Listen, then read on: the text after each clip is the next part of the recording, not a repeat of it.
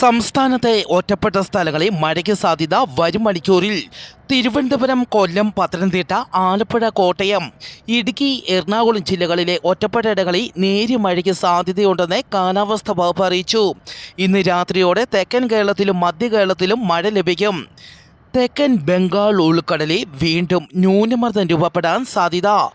മത്സ്യത്തൊഴിലാളികൾക്ക് ജാഗ്രതാ നിർദ്ദേശം. ഇന്നു മുതൽ ഡിസംബർ 19 വരെ തെക്കൻ തമിഴ്നാട് തീരം, ഗൾഫ് ഓഫ് മാന്നാർ എന്നിവിടങ്ങളിൽ മണിക്കൂറിൽ 55 കിലോമീറ്റർ വരെ വേഗതയിൽ കാറ്റിന് സാധ്യത. മേൽപ്പറഞ്ഞ സ്ഥലങ്ങളിൽ മത്സ്യത്തൊഴിലാളികൾ മത്സ്യബന്ധനത്തിന് പോകരുതെന്ന് കാലാവസ്ഥാ വകുപ്പ് അറിയിച്ചു.